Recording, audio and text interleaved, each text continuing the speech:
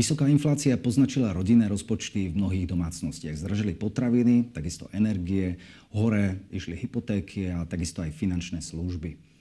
Ako sa dá toto všetko zvládnuť? Dá sa to aj bez toho, aby sme sa nejakým spôsobom zásadne obmedzovali?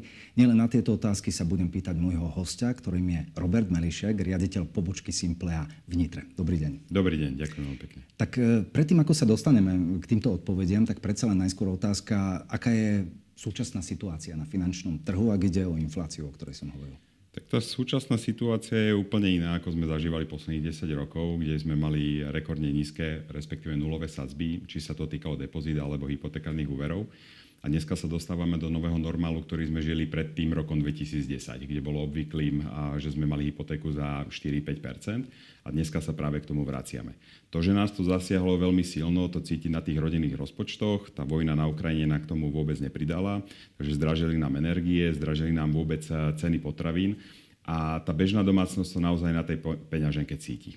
K tým hypotékam sa ešte dostaneme, ale predsa len tá inflácia dosiahla už svoje maximum? Môžeme už byť, ak to tak môžem povedať, pokojnejší? Sledujem viacerých odborníkov a rôzne otázky a odpovede na túto tému. A pravdepodobnosť, že sme na vrchole úrokových sadzieb, je už veľmi vysoká. Tí rôzni analytici očakávali vlastne, že tá eskalácia by mala nastať práve v týchto jesenných mesiacoch ku koncu roka. Sú rôzne pohľady. Máme európsku infláciu, ktorá je niekde na úrovni 5-5,5%, a potom máme vlastne dvojcifernú infláciu, ktorá sa týka práve nás, Slovákov žijúcich tunak. Ten výhľad je, že pravdepodobne sme z toho najhoršieho vonku, že mali by sme byť v podstate na tom vrchole, a najbližšie roky 2024-2025 už aj prognoza Slovenskej národnej banky hovorí o tom, že by sme mali pozvolne klesať na nižšie úrovne. Tým pádom by sa malo uvoľniť a uľaviť tým bežným domácnostiam, hlavne pri tých nákupoch a bežných službách, ktoré dneska platíme v obchodoch. Ale asi tie ceny nebudú tak rýchlo klesať, ako stúpali. Určite nie. Treba si na to zvyknúť. Ja to veľmi v jednoduchosti vysvetľujem, že ak sme mali niekde, poviem to na bežnom príklade, maslo v obchode za euro 50, dneska je to 2,53 €, tak není ten predpoklad, že by nám to kleslo na euro 50. Predsa len v takýchto situáciách ľudia najčastejšie pristupujú k tomu, že začínajú šetriť. Ale to nie je samozrejme, že jediná cesta, tak to si povedzme. Treba si asi správne nastaviť taký ten rodinný rozpočet. Na čo treba ako prvé myslieť, keď si chcem správne nastaviť rodinný rozpočet? Tak určite by to vyžaduje si to určitý čas. Nemalo by to byť nejaké halabala veľmi rýchlo a začnem to nezmyselne sekať. Veľmi dobre by bolo vyhľadať vlastne odborníka v tomto smere, buď nejakého finančného poradcu, finančného plánovača, a sadnúť si na ten celý rozpočet, pretože to nie je len o tej splátke hypotéky, ale je to presne o tom, že čo všetko z hľadiska tých príjmov mi odchádza mesačne, poviem príklad, na nutné výdaje, čiže výdaje spojené s bývaním, tam, kam už sa radí aj hypotéka, ale na druhej strane aj tie potraviny a tovary a služby nám enormne narástli. Takže je dobre si k tomu sadnúť, ale v každom prípade treba urobiť nejaké rázne rozhodnutia, pretože dneska vidím mladú generáciu, ktorá žije takým pohodlným životom. Čiže keď môžem s cestou z práce si ísť nakúpiť, tak to neurobím, prídem domov a jednoducho zaplatím si tú donáškovú službu, a to sú najvyššie výdavky. A naozaj dneska veľmi veľa domácností bude pocitovať to rapidné zvýšenie na úrokových sadzbách, a to budú práve tie roky 2024 a 2025. Vy ste to už vlastne teraz tak trošku naznačili, a to je to narábanie s tými financiami. Kde zvyknú ľudia robiť tak najčastejšie chybu? No, v prvom momente sú to, nazvem to, zbytočnosti, ktoré kupujeme. Chceme žiť tu a teraz, ja tomu chápem a sám som rovnako postupoval, že som si ten život chcel užívať, ale málokedy som myslel na to, že v budúcnosti chcem žiť a nielen prežívať. Takže v prvom rade treba si usporiadať ten finančný rozpočet. V druhej rade, kde vidím, alebo v druhom prípade, kde vidím ten problém, že už keď porovnám to Česko so Slovenskom, tak tam sú trošku pred nami, pretože tí ľudia naozaj začínajú myslieť na svoju budúcnosť. Ľudia už začínajú vytvárať rezervy, ale je to veľmi málo. Keď využívame tie rezervy, tak buď ich neefektívne odkladáme, využívame nejaké sporiace produkty, ktoré dneska majú nulové úrovne zhodnotenia, čo sa týka, alebo zase naopak stretnú nejakého super finančného poradcu, ktorý im povie, poď si sporiť do akcií, a tí ľudia nemajú vôbec žiadnu nejakú rezervu vybudovanú. A toto nepovažujem za celkom šťastné riešenie, ako od začiatku hneď začať sporiť priama palba do akcií. Takže najskôr šetriť tam, kde sa zbytočne vyhadzujú tie peniaze. Určite. V rámci toho rozpočtu si treba vlastne očleniť veci, ktoré sú nutné výdaje, následne výdaje, ktoré nám ten život spríjemňujú. Sú určité veci, nechcem unblock teraz povedať, že aby sme prestali ako si užívať a behnúť si na pivo s kamarátom. Ale mal som veľmi zaujímavý príklad mladého chalana, ktorý mi povedal, že mesačne ako investuje do piva takzvaného zhruba 100 eur mesačne a tvrdil mi, že nedá sa sporiť. Takže potom po tej analýze zistil, že aha, tuto vieme to niekde strihnúť a zrazu si vie aj odkladať na tú svoju budúcnosť. Čiže jednoznačne, čo najbližšie obdobie nás čaká, nie len nás, ale vôbec aj Slovensko ako také, tak máme vysoký deficit, to znamená viacej míňame a bude nás to čakať nielen na úrovni štátu, ale na úrovni rodín, že je potrebné sa venovať v prvom rade vytváraniu rezervy, ideálne niekde na úrovni 3 až 6 mesačných platov a zároveň potom budovať to bohatstvo, samozrejme podľa tých finančných možností rodiny. No, keby sme sa teraz mali vrátiť do minulosti, povedzme, a porovnali to s prítomnosťou, ako ľudia pristupovali k spravovaniu svojich financií predtým a dnes?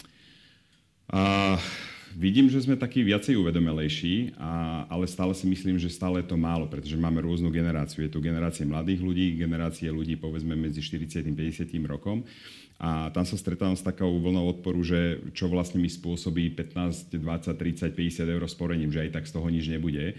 A presne na to im odpovedám, že presne ak sa k tomuto takto staviame, tak jednoducho my si tú budúcnosť nezabezpečíme. Aj tých 15 eur dneska na 30-ročnom horizonte nám investovaním dokáže vytvoriť veľmi zaujímavú sumu na to, aby sme potom mohli buď už tú sumu využívať na neočakané výdaje príjmov, alebo jednoducho poviem, že mohli by sme žiť a nielen prežívať. V úvode sme už začali aj hovoriť o hypotékach, ktoré asi najviac zaťažujú rodinné rozpočty. Ako sa zvýšili tie ceny za tie hypotéky a tie poplatky rôzne a všetko okolo toho? No, tá prvá etapa, ono to bolo rozdelené, že vlastne veľmi veľa tých lacných hypoték sa poskytlo v období rokov 2018-2019 a preferovali sa vlastne také tie 3, 4, 5 ročné fixácie. A práve teraz vstupujeme do toho obdobia, kedy jednoducho začínajú dobiehať tie fixácie s nulovými úrokmi, respektíve 0, niečo.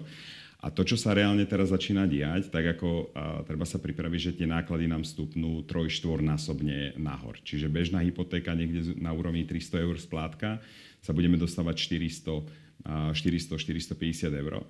Takže v prvom rade naozaj ako do rok 2024 sa to dotkne asi nejakých 175 000 domácností a ďalší rok 25 takisto zhruba 175 000 domácností.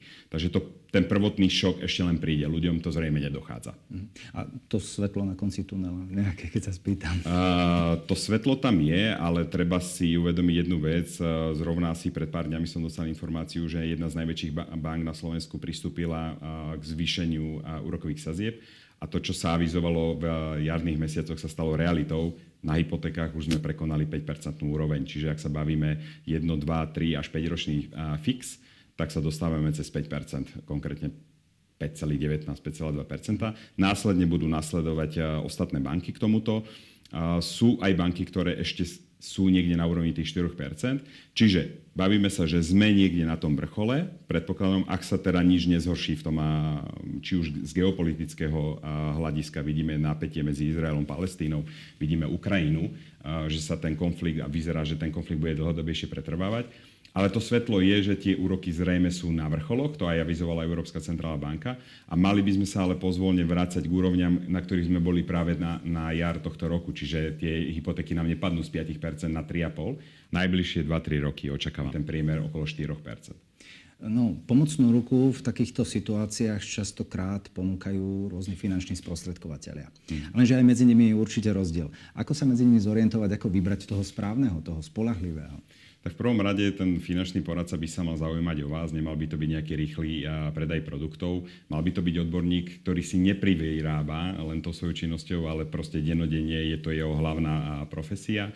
Mal by mať teda nejaké skúšky, nejaké vzdelanie v tomto sektore. Samozrejme, ten klient by sa ho mal opýtať, teda, že ako dlho pôsobí v tom sektore. Nemal by to byť len predaj o tom, že zjednám nejakú poistnú zmluvu alebo nejakú hypotéku a tam to končí. Práve na tom staviem aj ja, že ten dlhodobý servis práve od toho klienta je najdôležitejší. V V čom všetko môžu takíto finanční sprostredkovatelia pomôcť? V zásade vo všetkom, pretože v jednom momente tej domácnosti a osoby, podnikatelia musia vstúpiť na ten finančný trh a potrebujú riešiť tú danú situáciu. Či už je to, povedzme, financovanie nového auta, financovanie bývania, poistenie majetku. A práve títo sprostredkovatelia im vedia pomôcť vlastne vo všetkých oblastiach. Treba ale rozdeliť vlastne tú sekciu, že kto je sprostredkovateľ a kto je finančný poradca alebo finančný plánovač, pretože finančné plánovanie je najvyšší level, čo sa týka financií. Pretože na to, aby my sme vedeli správne tomu klientovi poradiť, tak by sme mali poznať jeho motívy, jeho ciele, jeho túžby, čo si v tom živote chce splniť. A zápätí mali by sme vedieť jeho finančnú situáciu, čiže aké má on príjmy, aké má výdaje na tú domácnosť, aké zmluvy už dneska platí, čiže spravíme mu kompletne audit toho portfólia a my vlastne už v tom rozpočte vidíme, že či má možnosť on niekde ešte ušetriť v rámci jeho bežného spotrebiteľského správania, alebo mu spravíme audit, ktorý vyhodnotíme, že či na tom trhu naozaj niečo lepšie pre ňoho existuje a tomu na ten cieľ nastavíme. No, na trhu sa pomerne dobre etabloval projekt Simplea. Čím oslovil vás? Tak ja vám to poviem takto. Ja som celý život pracoval pre banku. Je to jedna z top 3 bank a prešiel som si konkrétne všetkými kariérnymi pozíciami. Čiže pracoval som s hotovosťou na prepážke, pracoval som s klientmi, potom som sa stal osobným bankárom a na konci privátnym bankárom. To je ten najvyšší level starostlivosti o klienta.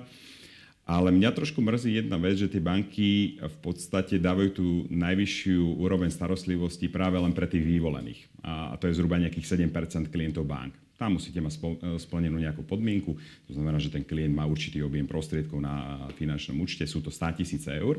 A tento klient v podstate dostáva privátnu službu. To znamená nejaká možno analýza, nejaký audit a nastavenie jeho portfólia. Väčšinou tie banky sa orientujú na investovanie. A toto priznám sa, že po 15 rokoch skúseností v banke mne chýbalo. Chýbalo mi to, taká tá nezávislosť a tá nestrannosť a toto mi vlastne splnila Simplea. Sme nezávislí, sme transparentní, riešime financie komplexne. Už to nie je len o tom, že som zamestnancom banky a máme spriazňu nejakú poisťovňu a povieme mu len, že vieme vám to vyriešiť tunak, pretože som v podstate zaujatý a riešim len pre danú inštitúciu daný produkt a ten klient si to nemá s čím porovnať.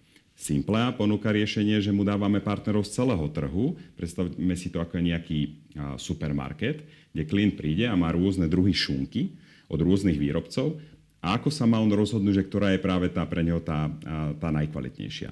A on v tej chvíli proste si musí zobrať ten obal, začať čítať, študovať a toto ho stojí čas a na konci možno aj peniaze. A práve tá unikátna, tá dokonalá finančná služba prináša špecialistov, v podobe toho, čo prináša vlastne Simplea, že my pomôžeme tomu klientovi sa zorientovať na finančnom trhu a budeme práve hľadať tie najlepšie riešenia z toho trhu na ten jeho cieľ alebo na tú túžbu, to, čo si on chce splniť. Či už sú to hypotekárne úvery, porovnáme mu viaceré banky a nastavíme mu to.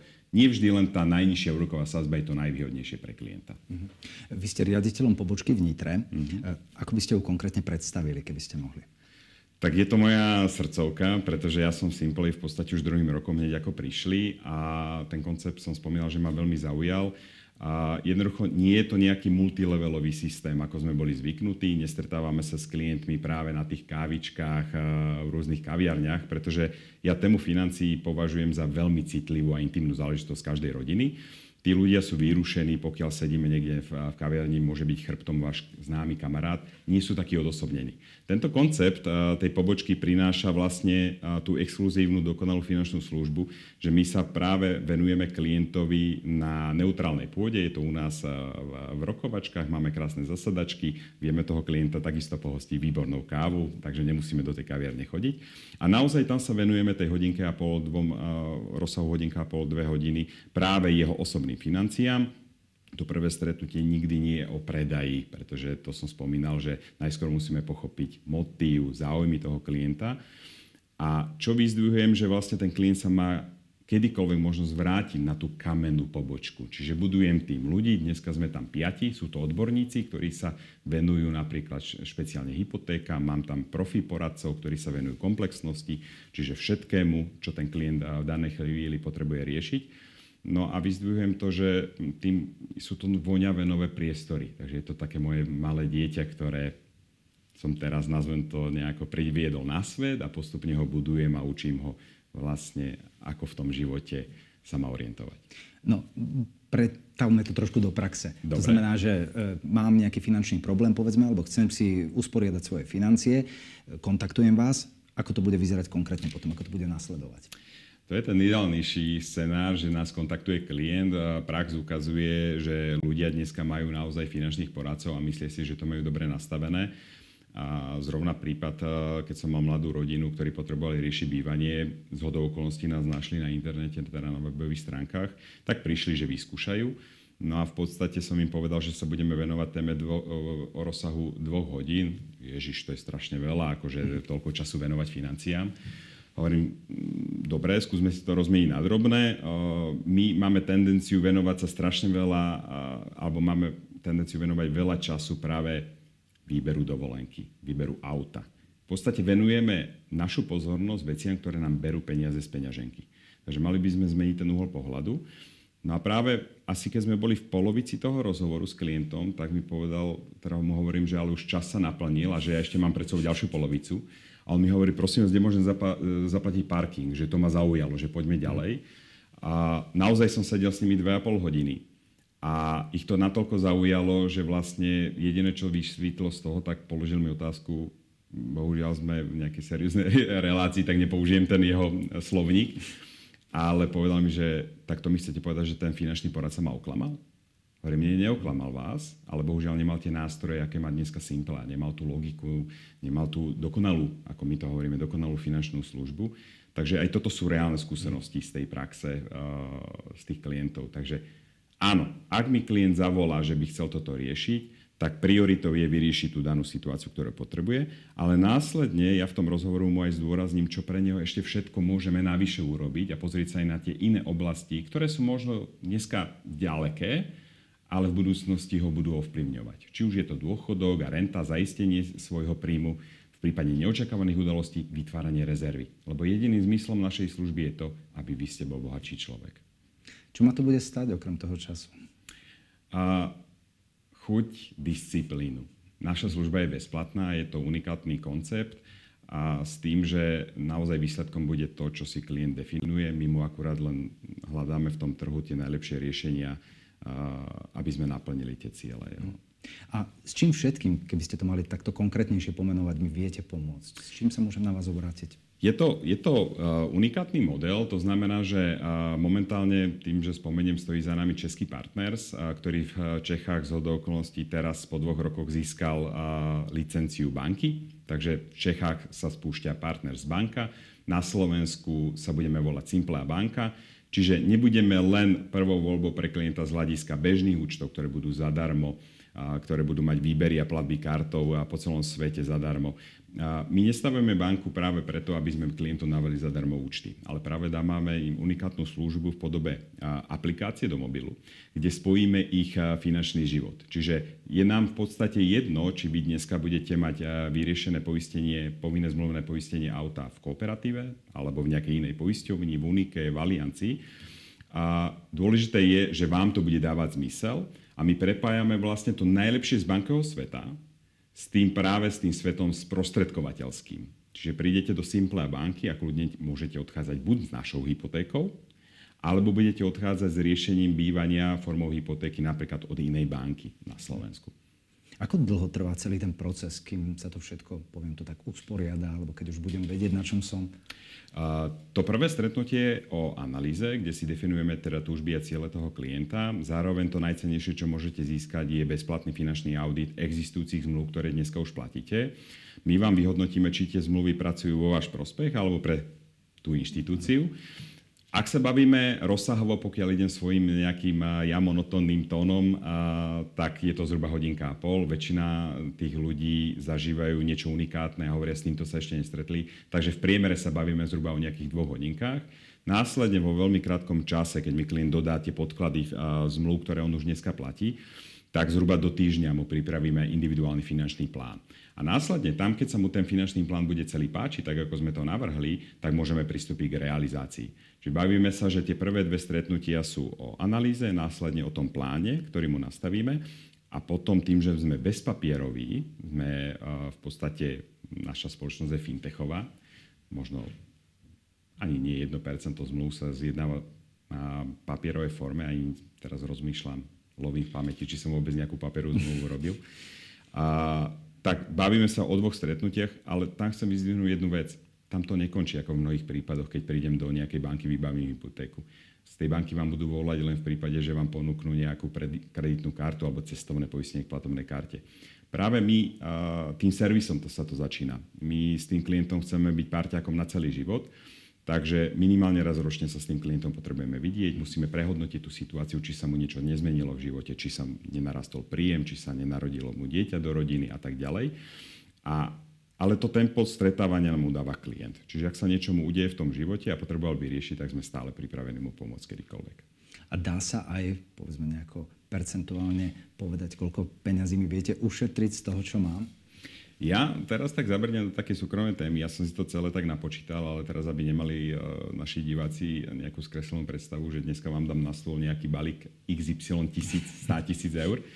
Ale keď sme si prepočítali v rámci tých riešení, keď nastavíme plán, koľko dostaneme na klientovú stranu, ale v dlhodobom horizonte, tak naozaj sa bavíme, že tie úspory presahujú 100 000 eur. Tých tém, čo sa týka financií, je určite veľmi veľa. Aké rady by ste dali divákom na záver? Na čo by si mali dávať pozor, ak ide o financie a na čo by mali myslieť? Určite by sme nemali naletieť, skôr tá mladá generácia má tendenciu žiť tu a teraz. Čo sa týka investovania, chcú mať zárobky hneď. Je to dlhodobý proces, to budovanie majetku a ten efekt zloženého úročenia sa naozaj prejavuje v čase, to sú desiatky rokov. Takže v prvom rade zmení to myslenie. V druhom rade by mali ľudia naozaj využiť tú možnosť tým, že to je bezplatné a poradenstvo, bezplatná služba. Mali by zažiť tú službu na vlastnej koži. Pretože to je niečo podobné, ako keď niekto mi povie, že ty počúvaj, jedol som fantastický hamburger a chod tam a vyskúšaj ho. A on mi ho bude len ukazovať na obrázku. Ja potrebujem si ovoňať, vyskúšať si tú chuť. A to je bezplatná služba. Čiže na konci môže vzniknúť situácia, že ten klient povie nie, ako ja do toho nechcem ísť, ale ďakujem za váš čas. Ale naozaj vám poviem asi zo skúseností, ešte sa mi to nestalo. Že by ten klient povedal, že nedozvedel sa niečo nové, alebo že mu to nedáva zmysel.